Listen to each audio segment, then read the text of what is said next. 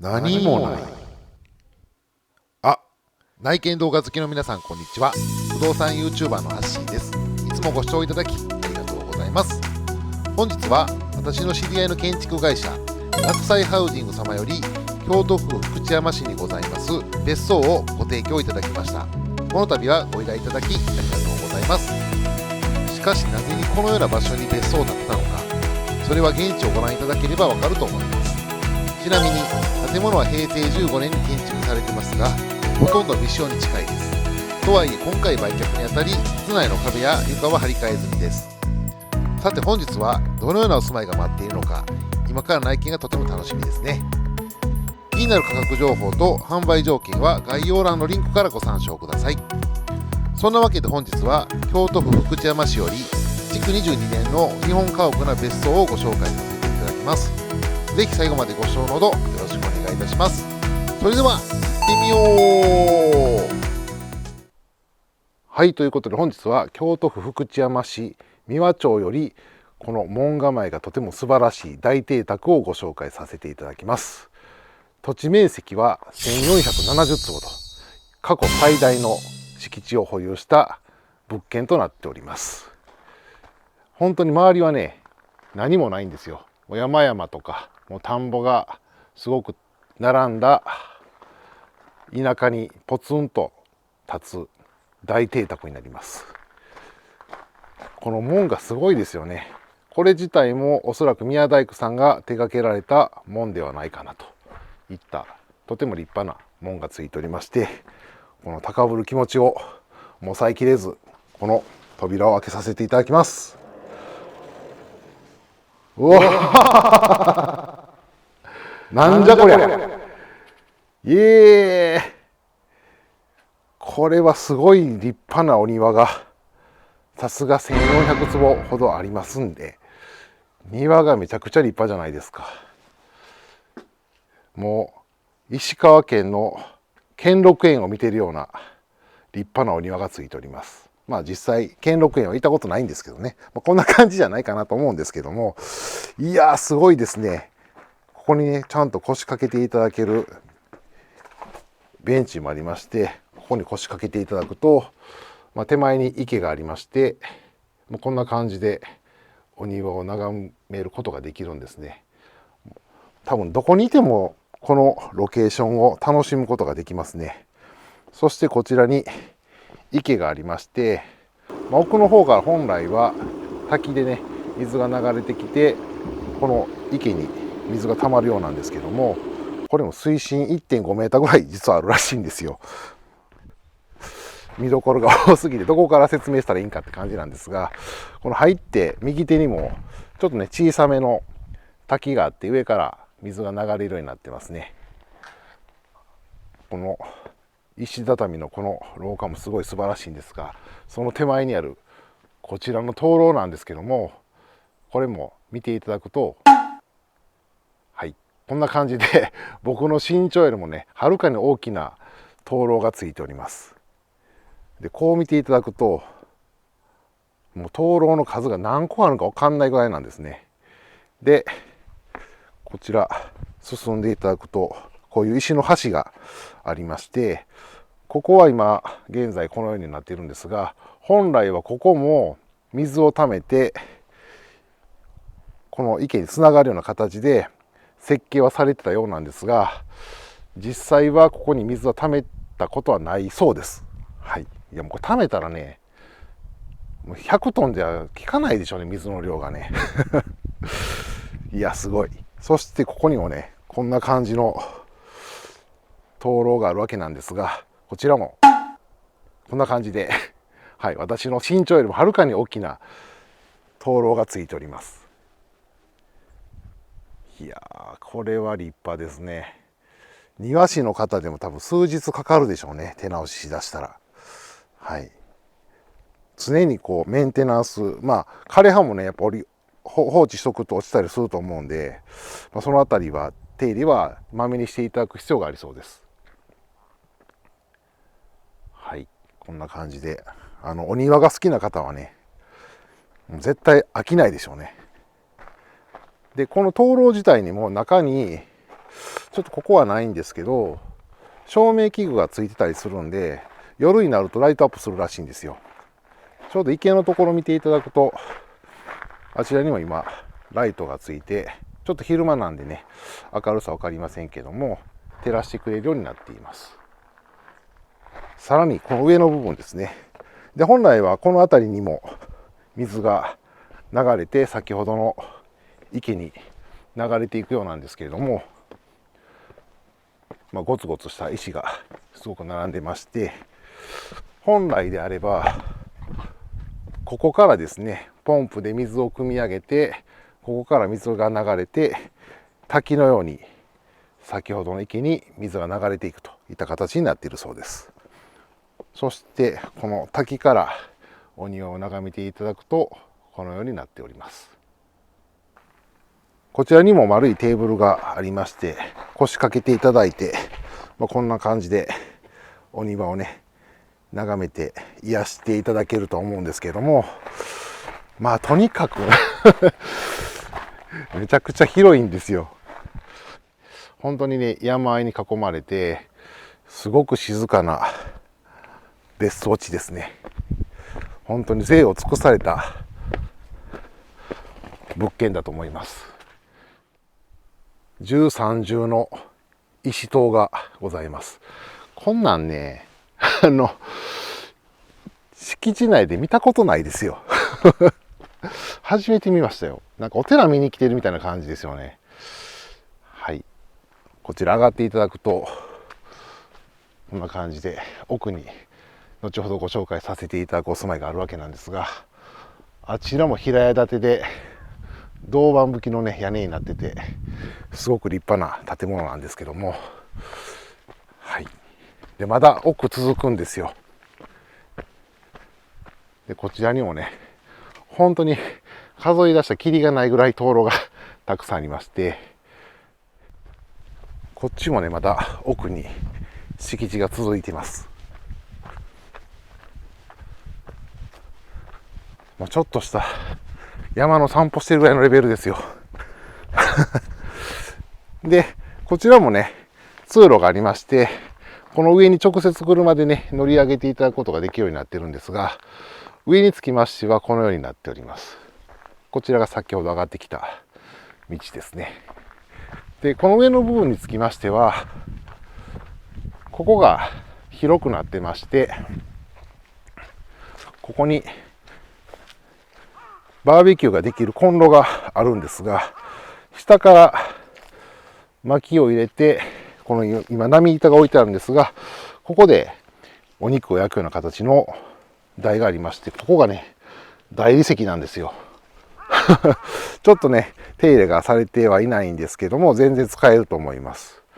こちらにも一応水道は通ってきてますね。でさらに奥に行っていただくと、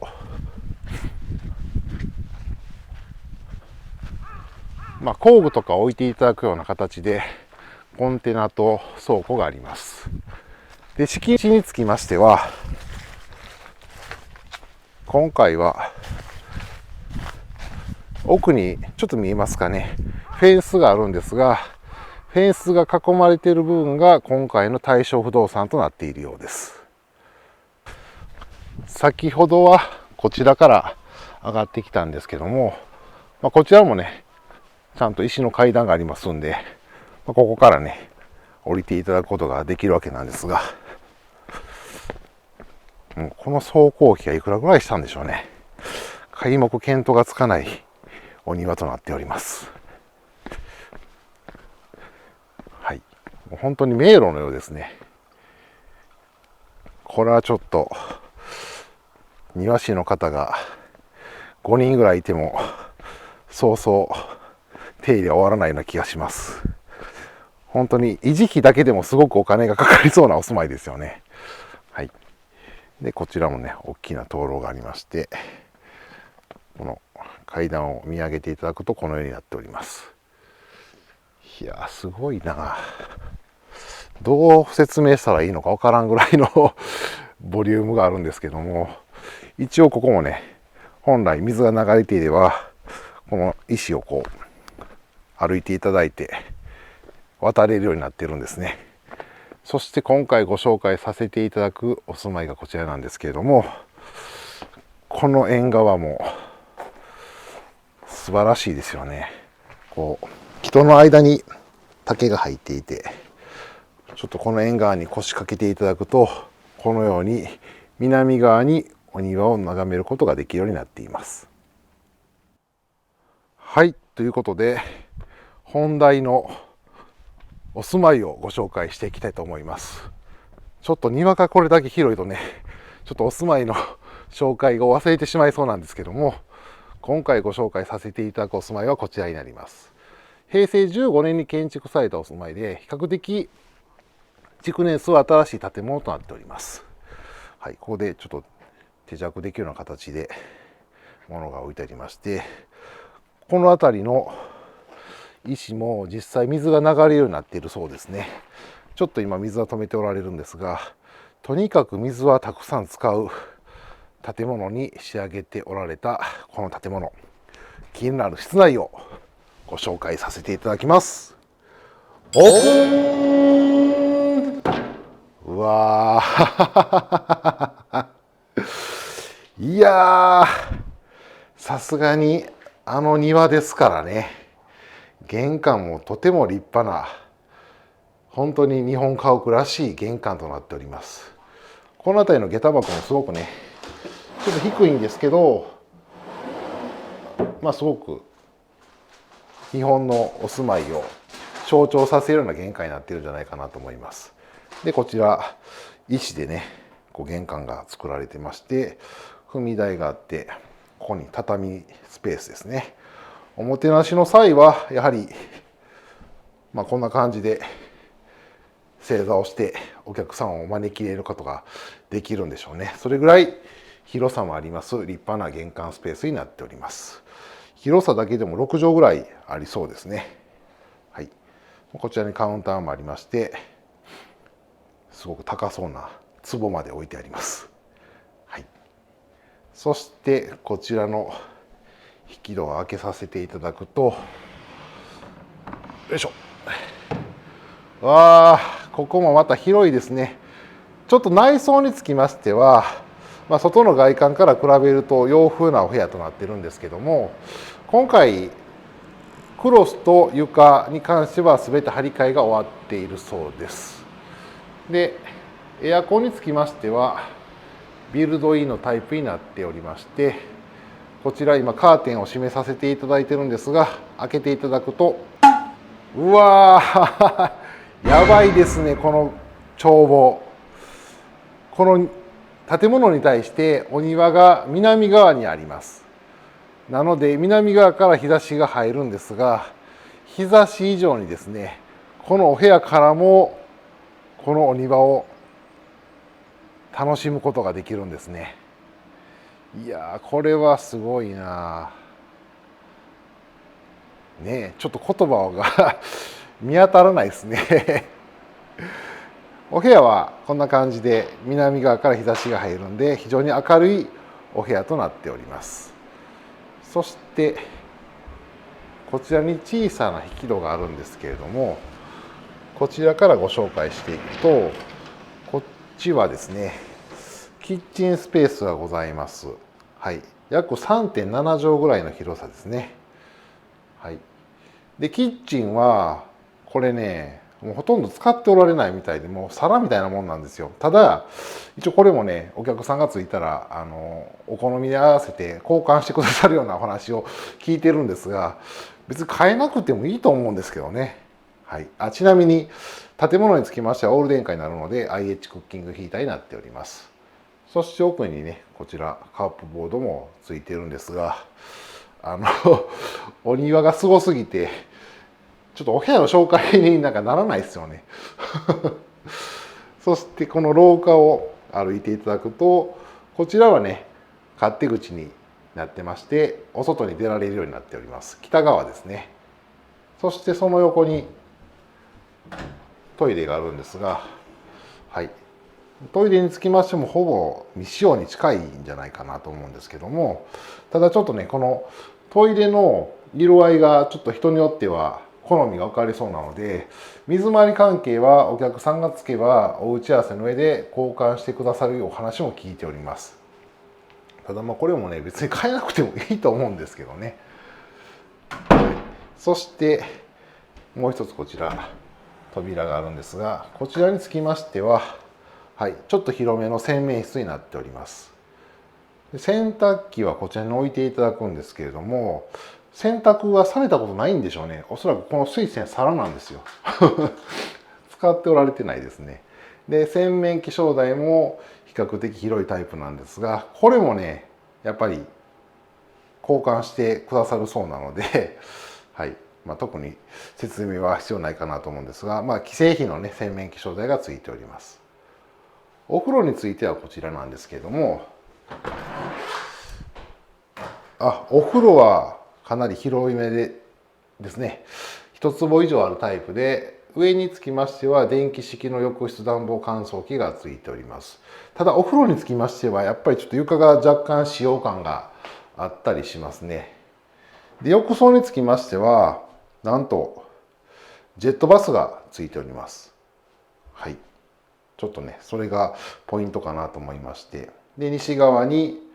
窓があって、追い焚きは今回はできないようですね。ただこの浴槽につきましても、ご購入者さんが決まれば交換してくださるそうです。洗面室の前にももう一つ扉がありまして、こちら開けていただくと、こちらは約10畳の洋室ですね。でこちらも南側に窓があって、先ほどのお庭をね、このお部屋からも楽しんでいただくことができます。ちょっと軒がね、長めに出てるんで、日の入り方はちょっと弱いかもしれませんけど、それでも比較的奥まで光は入っているかなと思います。この引き戸につきましては、先ほどご紹介した15畳のお部屋とつながっているという動線になっておりまして、あとはね、この辺の造作、作り付けの棚があるんですが、これは以前のままのようですね。でこちらにもこういう備え付けの、棚がありまして、収納についてはこちら観音開きで開けていただくタイプなんですけども、一応クローゼットになってますね。でこのお住まいにつきましては収納スペースがほとんどないんですよ。もうここぐらいしかなくて、でこの扉に隠れたところにまた収納スペースがあるぐらいで、こっちもそうですね。こっちもクローゼットタイプにはなっているんですが、ちょっと立て付けが若干気になりますけども、収納スペースと言われるものはこの2箇所のみになります。その奥にもう一つ扉がありまして、こちらはですね、結構広めの収納スペースで使っておられたようですね。以前はこういうお住まいを建てられた方なので、美術品がこちらにたくさん置いてあったそうです。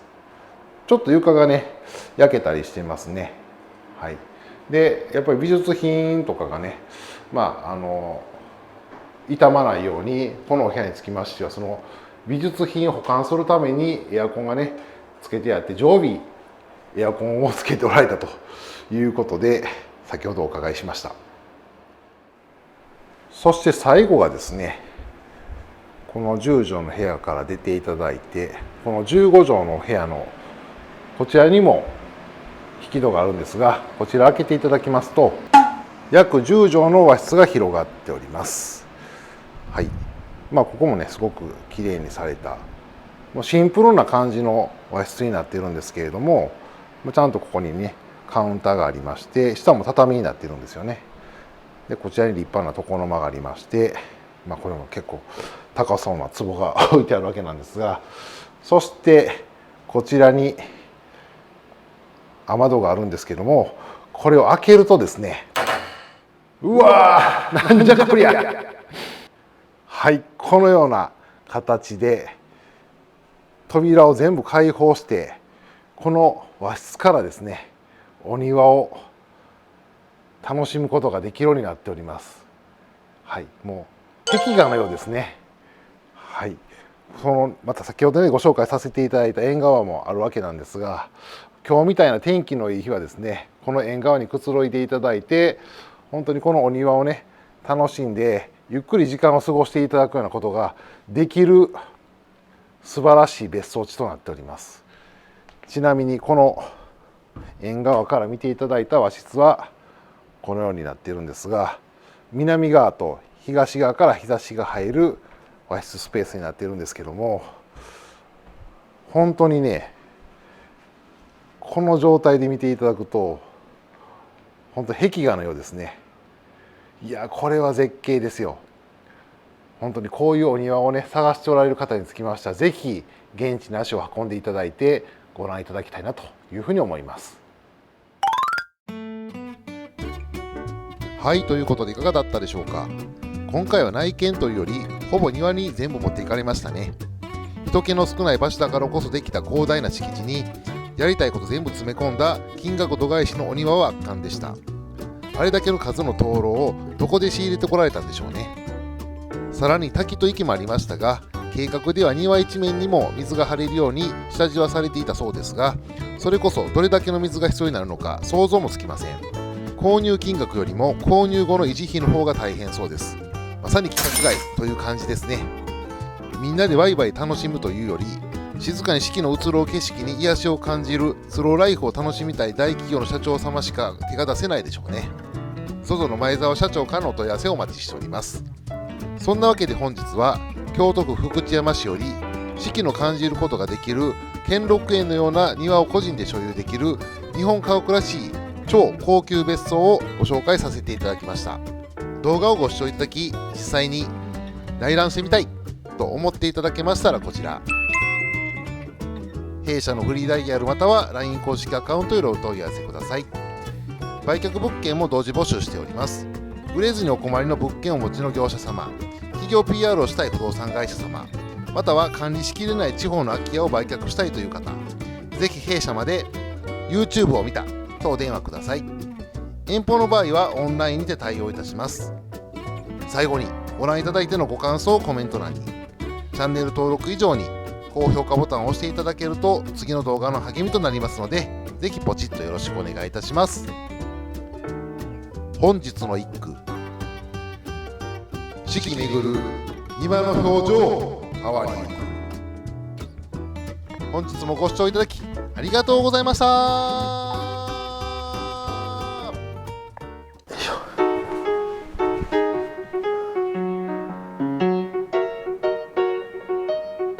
やばい、もう帰りたくない。